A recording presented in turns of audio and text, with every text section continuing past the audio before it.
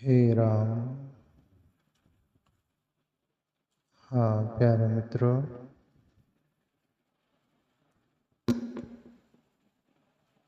पद है संत ब्रह्मानंद जी का। उसमें ब्रह्मानंद जी मैनावती गोपीचंद की माँ गोपीचंद से क्या बोल रही है। एक वैराग्य भरा पद है, जीवन में लेने जैसा है।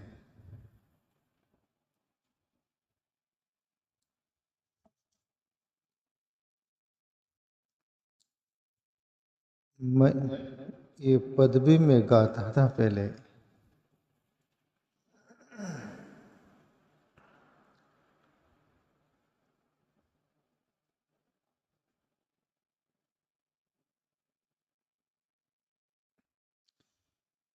मैनावती बचन उचारा उचारा, सुन गोपी चंद पिहारा। मैनावती बचन उचारा उचारा, सुन गोपी चंद पिहारा। सुन गोपी चंद पिहारा। हो सके अपन एक एक पंक्ति गुनगुनाते हुए लेने का प्रयास करेंगे, पर इसके पूर्व मैनावती गोपीचंद से क्यों बोली और क्या बोलना चाह रही और किस बात पर से बोलना हुआ, ये पहले समझ ले।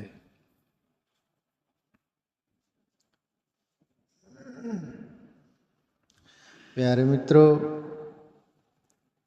गोपीचंद राजा का बेटा राजा ही था और दासिया ज्योति वो गोपीचंद को, जैसा राजमहल होता है ना राजा का, ऊपर अटारियों पर गोपीचंद की माँ खड़ी है और नीचे गोपीचंद को नहला रही धोला रही, जो स्नान करा रही दासिया बहुत मिलकर। मैनावती ऊपर से देख रही अपने बेटे का बदन, शरीर, पूरी बॉडी, जो शरीर जो है, और मैनावती को उनके पति की याद आ गई। आप हकीकत में देखा जाए और जो है वो प्रकृति की व्यवस्था और रचना, माँ बाप अपने बच्चों में होते हैं, आधी माँ होती है, आधा बाप होता है।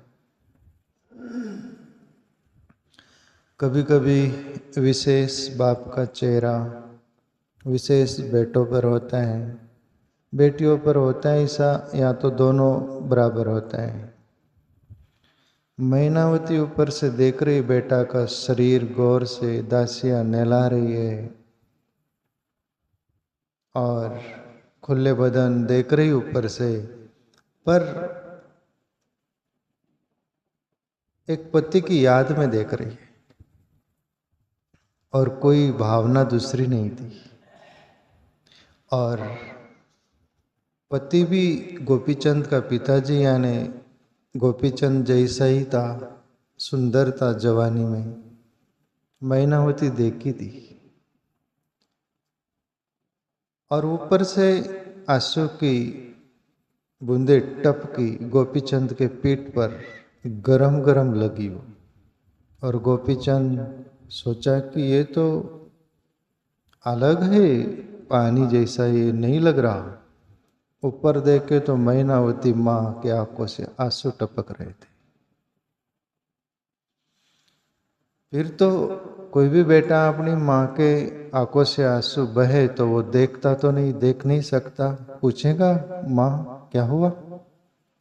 और गोपीचंद ऊपर गए हैं अटारियों पर और माँ से बोले, माँ आप रो क्यों रही हो, आंसू क्यों बह रहे हैं आपके। गोपीचंद ने पूछा, माँ आंसू पोंछते हुए हृदय भर आया है। और फिर माँ बोलना शुरू करती है। ये जो पहले चरण में जो आया ना, मैनावती वचन उचारा सुन गोपी चंद पियारा। माँ बोलती है, बेटे मेरे आंखों से इसलिए आंसू आए कि एक दिन तेरा पिताजी तेरे जैसा ही सुंदर था बदन, तेरे जैसा चेहरा था, तेरे जैसा ही था, तेरे से भी सुंदर था। तुम्हारे पिताजी की याद आ गई। और दूसरी बात, तुम्हारे पिताजी को भी काल ग्रसित कर लिया, काल निगल लिया बेटा। तुमको देखकर ये लगा कि मेरे पति को काल ने निगल लिया, मेरे बेटे को भी एक दिन निगल लेगा। और यह समझने जैसे प्यारे मित्रों, मैनावती जलंधर नाथ, ये नवनाथों में से एक नाथ जलंधर नाथ की शिष्या थी। आपको मालूम है कि नहीं है।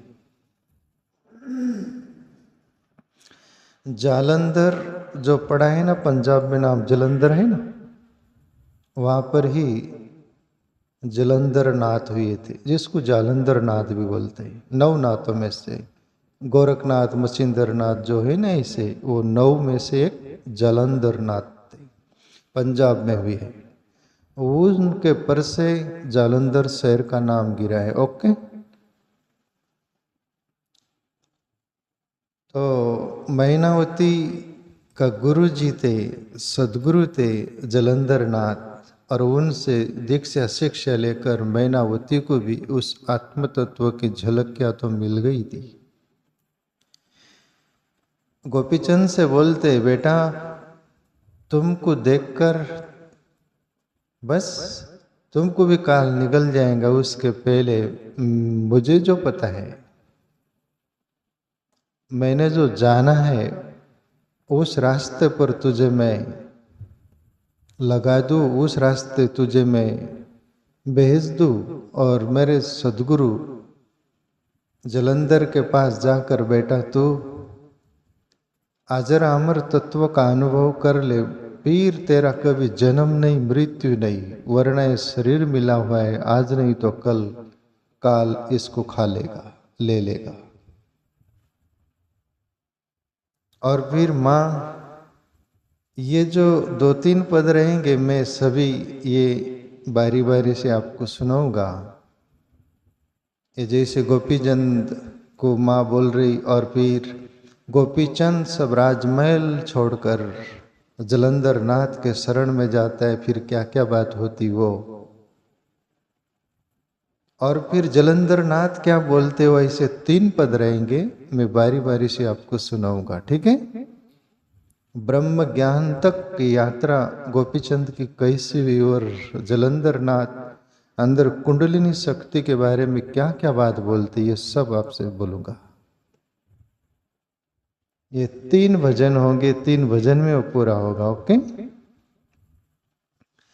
तो मैनावती वचन उचारा सुन गोपी चंद प्यारा, बेटा सुन लो।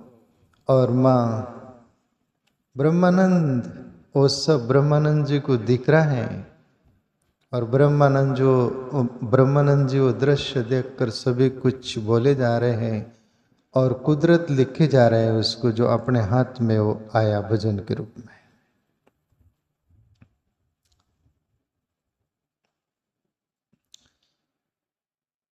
जिनकी कंचन सी काया, धन जोबन रूप सवाया, जिनकी कंचन सी काया, धन जोबन रूप सवाया, सब हो गए काल आहारा,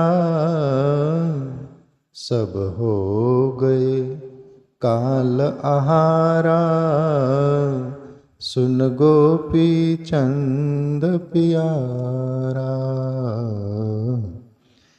मैनावती बचन उचारा जी, उचारा, सुन गोपी चंद प्यारा।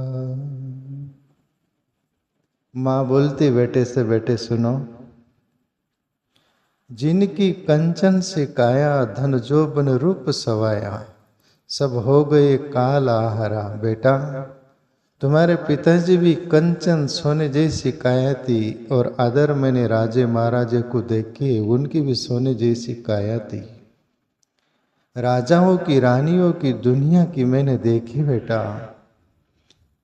जिनकी कंचन से काया, धन जोबन रूप समाया, धन की कोई कमी नहीं थी, जवानी थी, जोबन था, और रूप सवाया था, एक से एक सुंदर थे।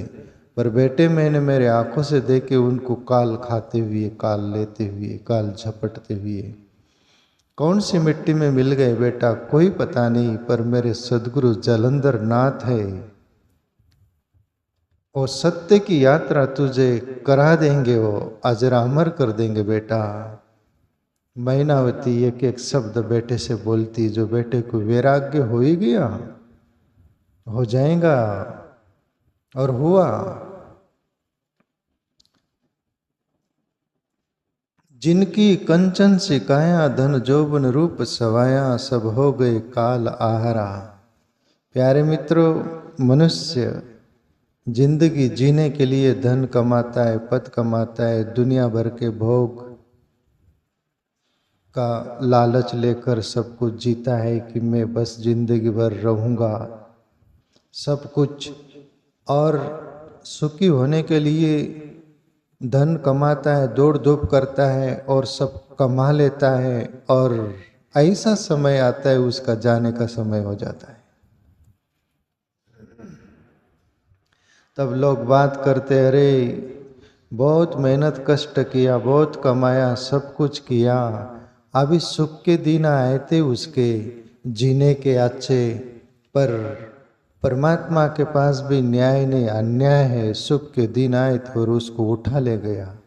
परमात्मा कोई उठा नहीं ले जाता, परमात्मा तो मौका देता है तुमको जीने के लिए, तुमको सावध होने के लिए, सावधान होने के लिए, जागने के लिए।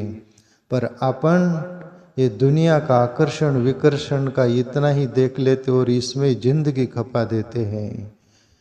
जालंधर नाथ की शिष्या मैनावती को वो दिखा, और अपने बेटे से भी वो अजर अमर होने का रास्ता बता रही है।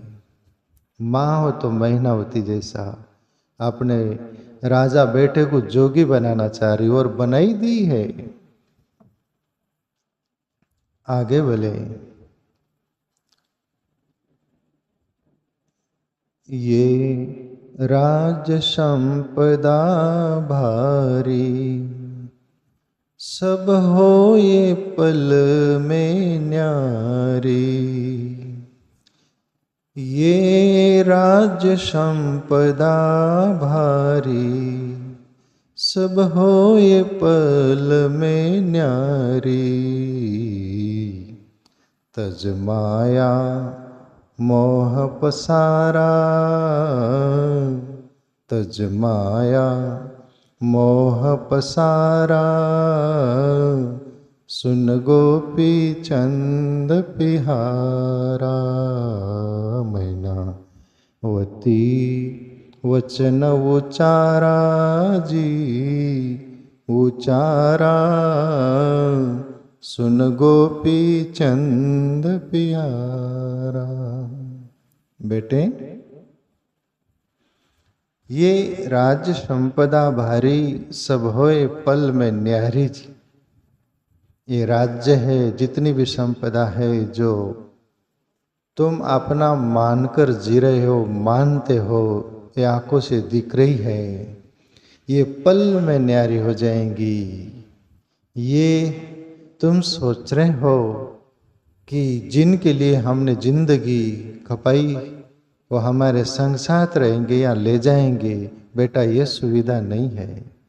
तज माया मोह पसारा, ये सब माया है, मोह का पसारा है, इसमें से जाग जाओ बेटे। एक दिन तुम भी काल के गर्त में पड़ जाओ। उसके पहले तुम्हारी माँ को पता है मेरे सदगुरु जालंधर नाथ है, तुम्हें अमर कर देंगे। और आप मेरा इशारा समझ जाओ बेटे। माँ आंखों में आंसू लेकर बोल रही, वो काल को देखते हुए बोल रही, और ये नश्वरता का हकीकत जानते हुए बोल रही। और सदगुरु से महिनावती ने जो पाया था वो सत्य की झलक वो पता था। इसलिए कौन माँ चाहती अपना बेटा जोगी बन जाए? कोई भी तो माँ नहीं चाहती। और बोलती कि लकड़ी का सहारा मेरा जीवन का सहारा, साधु बने तो बनने नहीं देती। मैं साधु बनना चाह रहा था पाल वाले बापूजी को देखकर, और मुझे 2 वर्ष लगे थे। घर वाले, माँ पिताजी ये सब जाने नहीं देते थे। कौन माँ बाप चाहते हैं? एक बार माँ तो बिल्कुल भी नहीं चाहती। और माँ बोलती है बेटे से, बेटे ये राज संपदा भारी, सब होए पलक में न्यारी जी, तज माया मोह पसारा। और ज़्यादा समय नहीं लगता इन मोह माया से दूर होने के लिए। पल में हार्ट अटैक भी आ गया तो वहीं गिर जाओगे, कुछ भी हो गया तो वहीं गिर जाओगे। क्या भरोसा है ये जिंदगी का साथ देती नहीं किसी का। सांस रुक जाएंगी चलते चलते, समा बुझ जाएंगी जलते जलते, दम निकल जाएगा आदमी का। क्या भरोसा है ये जिंदगी का।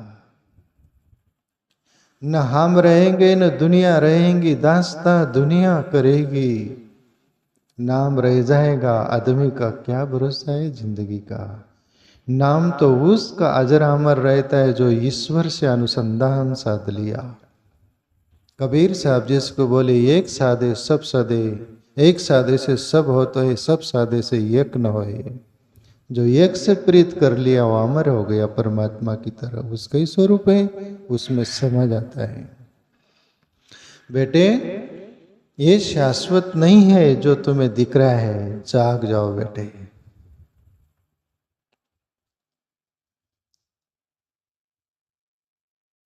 सतगुरु की शरण सिधारो, कर योग अमृतन धारो। सतगुरु की शरण सिधारो, कर योग अमृतन धारो। मिटे जन्म मरण का, मिटे जन्म मरण संसारा, संसारा। सुन गोपी चंद प्यारा, मैनावती वचन उचारा जी, उचारा। सुन गोपी चंद प्यारा। मैनावती माँ बोल रही, बेटे गोपीचंद सदगुरु की शरण सिधारो, जाओ गुरु के शरण।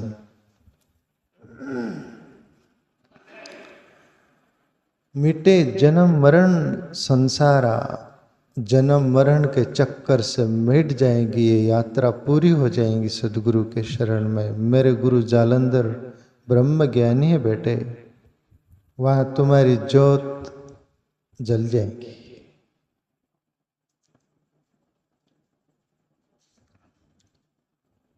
वो नाथ जालंधर योगी, नित ब्रह्मानंद रस भोगी। वो नाथ जालंधर योगी, नित ब्रह्मानंद रस भोगी,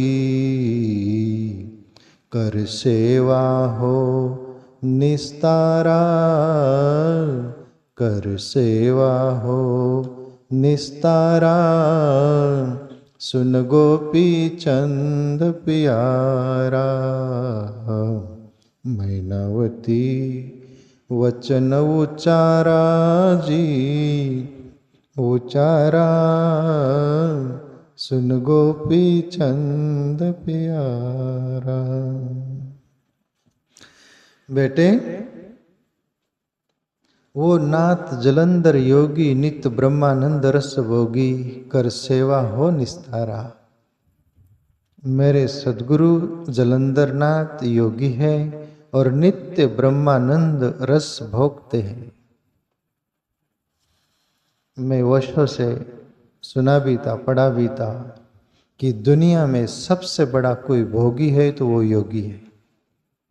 तुम जो मानते हो कि लोगों को बोलते हो तुम बड़े भोगी हो, भोगी, अरे ये तुम मजाक कर रहे हो, तुम मजाक कर रहे। असली भोगी योगी होता है जिसके लिए योग में जो भी प्रवेश हुआ उनका अनुभव है। भोगी ये गुना भोग में वो सुख पाता है, योगी 1000 गुना वो सुख पाता है। इस पर से समझ जाना कि वो कितना ब्रह्मानंद रस भोगी है। असली भोग तो परमात्मा है। एक संत से किसी ने बोला कि मैं तो बहुत परम भोगी हूँ। बोले आप कैसे भोगी, आप तो शादी नहीं किए, कुछ नहीं किए, शादीशुदा को भोगी बोलते हैं। अरे छोड़ो, वो क्या भोग है। असली भोग तो परमात्मा है, हम परमात्मा को भोगते हैं। रामकृष्ण परमहंस से भी एक बार बोला किसी ने कि आप तो परम त्यागी हो। बोले मजाक मत करो मेरे साथ। तो वो आदमी सहम गया कि मजाक मत करो, क्यों? आप तो परम त्यागी हो। रामकृष्ण परमहंस पति पत्नी थे पर असंग रहे जिंदगी भर, और कोई पैसा को नहीं छोड़ा कि दुनिया भर का लोभ लालच नहीं, कुछ नहीं। परम त्यागी तो थे।